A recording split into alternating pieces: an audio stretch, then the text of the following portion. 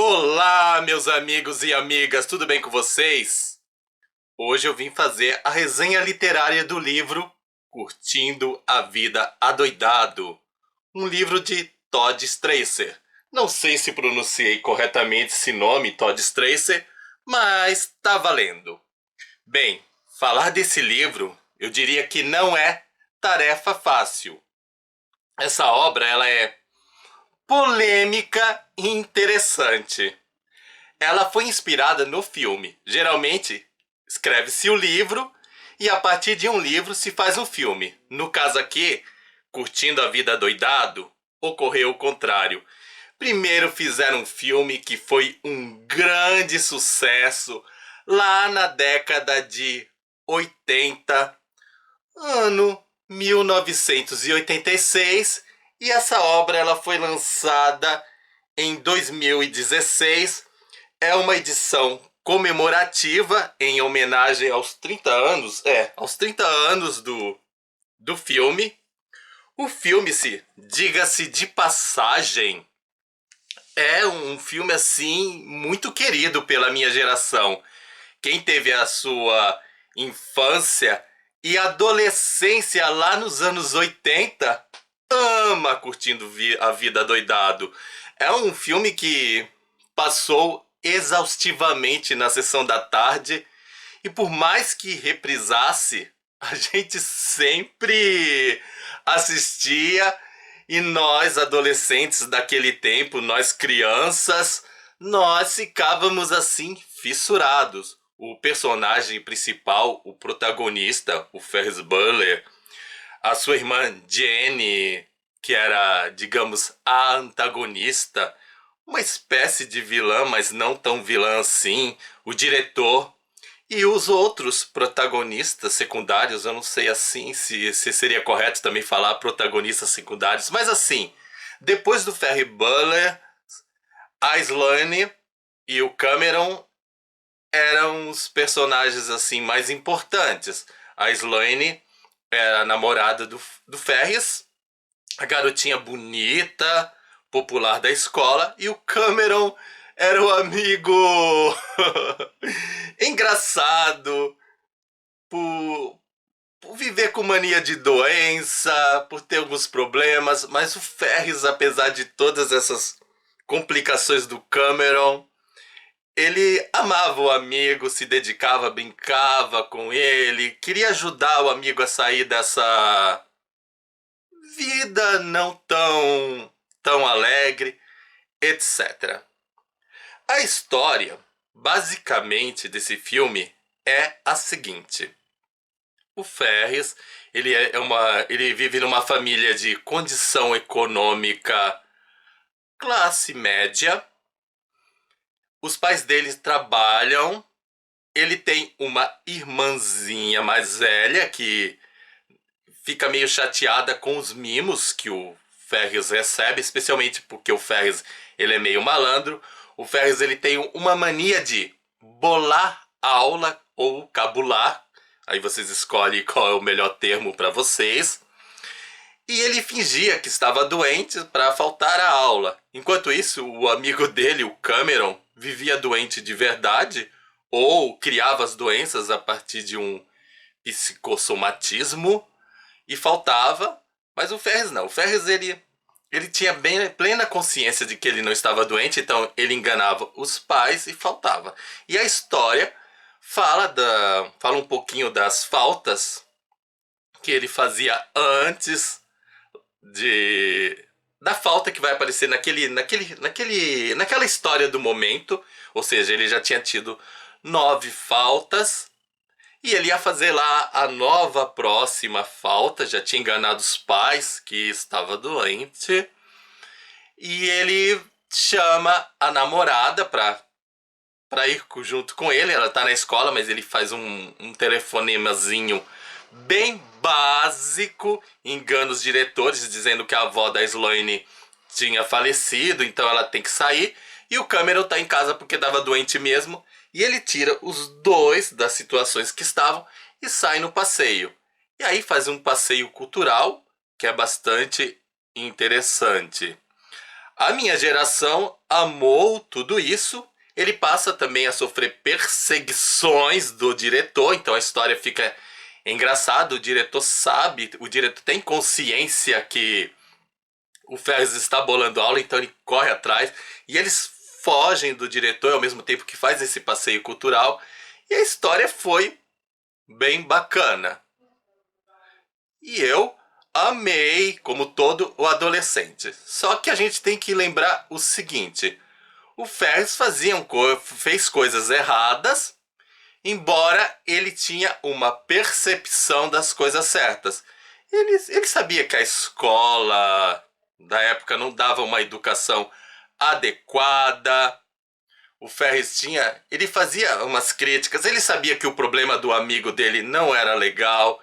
Enfim, ele tinha uma visão muito ampla da realidade.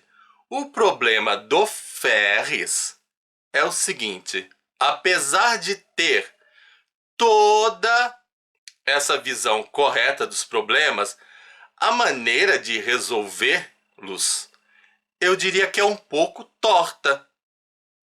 Ou seja, enganar os pais, pegar dinheiro escondido, amar tramóias. Ele poderia questionar tudo. Eu vejo que o questionamento do Ferris Bueller são bem pertinentes. Porém, ele não realiza. E eu também tenho que perceber o seguinte: eu, quando assisti pela primeira vez essa história, estou falando até agora do filme, eu ainda não adentrei no livro, eu era o adolescente. Na minha época, não havia o politicamente correto. E hoje, vendo a história dentro de um livro, mas estando vivenciando a geração do politicamente correto, eu posso comparar a história na perspectiva do filme, numa geração que não tinha o politicamente correto, e agora a perspectiva do livro num contexto histórico totalmente diferente, que é o politicamente correto. Eu vejo, agora eu vou adentrar no livro, o seguinte: politicamente correto não está errado em algumas colocações que faz a respeito dos erros das gerações passadas. Porém, o grande erro do politicamente correto é querer proibir. Eu vejo o politicamente correto localiza erros, muitas vezes faz uma leitura correta desses erros, mas simplesmente ele não quer se abrir a uma discussão madura desses erros. Ele simplesmente está errado, censura.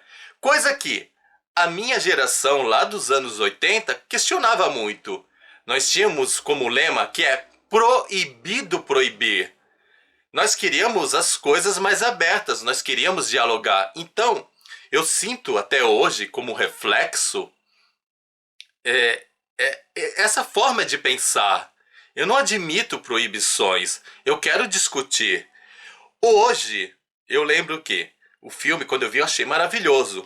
Hoje eu questiono, eu tenho algumas coisas aqui. Eu diria que o livro ele não foi tão divertido como ele foi para minha época da adolescência. E eu percebo que agora eu consegui enxergar mais erros no Ferris Bueller. Porém, eu ainda discordo dessas proibições, como eu estou mencionando, como eu estou dialogando com vocês. Eu acho que o caminho não é da proibição. O livro, ele tem como ponto positivo que ele acrescenta fatos ou descrições que faz compreender melhor o universo do Ferris Bueller. Por exemplo, a descrição do ambiente e mostra como que esse ambiente do Ferris Bueller, a cidade, o emprego do pai, afeta a vida das pessoas. Coisas que às vezes a gente costuma meio que ignorar. A gente olha para o ser humano, o ser humano é ruim, o ser humano é bom, mas nós não percebemos as influências. Será que se de repente, quando eu vejo uma pessoa ruim, será que eu, nas mesmas condições vivenciais, nas mesmas condições históricas, eu seria bom? Ou será que eu sou bom porque eu tive uma melhor formação? O que nos faz sermos pessoas ruins ou boas? Será que é apenas o caráter?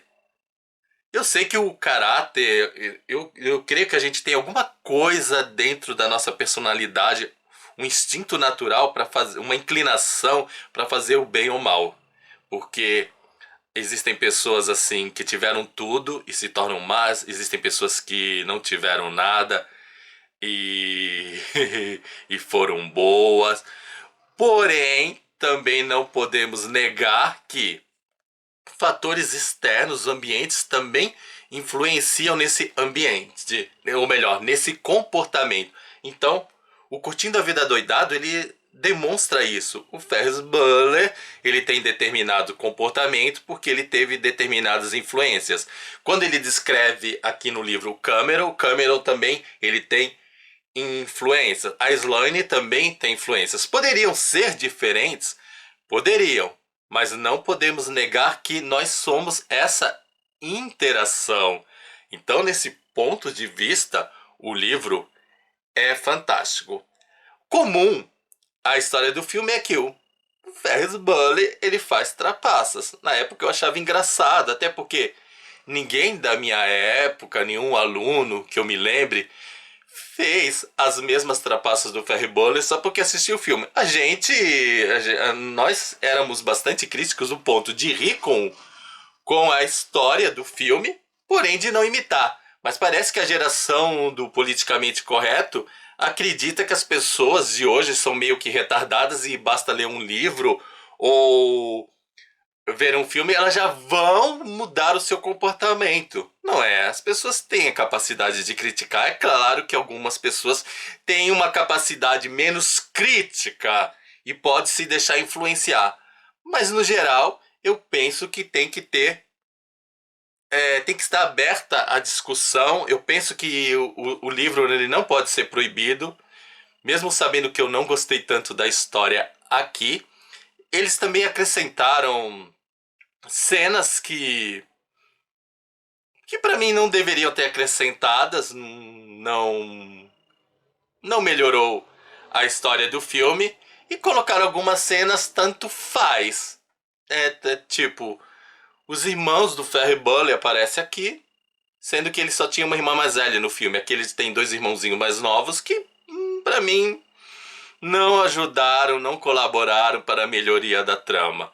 O essencial é Ferris Bueller vê a realidade, ele vê que o seu sistema educacional não está bom. Então nós temos críticas a uma escola que só visa trabalhar a pessoa para o mercado de trabalho como se fosse uma engrenagem, porém sem nenhum senso crítico. A função aqui da escola é fazer com que as pessoas se tornem peças mecânicas de um sistema. O Ferris Bueller vê isso. O Ferris Bueller aí complementa como é que é o trabalho. O trabalho é ser uma peça nesse mundo. É simplesmente ganhar dinheiro para deixar o conforto para os filhos e ninguém aproveita a vida. A questão de aproveitar a vida é muito forte no livro. Eu acho que ela é válida, mas eu volto àquilo que eu disse, que a forma que o Ferris Bueller quer aproveitar a vida não é uma forma legal, porém, todavia, contudo, vamos ler a obra, vamos ver como é que o Ferris Bueller encara esse aproveitar a vida e vamos perceber como é que nós podemos aproveitar uma vida que não seja de uma maneira torta, que não seja de uma maneira ruim. Sem sombras de dúvida, apesar dos defeitos que eu enxerguei no comportamento do Ferris, dos amigos, pessoas, sistema educacional, etc., essa é uma leitura que deve ser feita de maneira crítica. No filme, eu não tinha essa consciência, eu fiz com uma visão de entretenimento, mas eu diria que Curtindo a Vida não é um mero livro de entretenimento.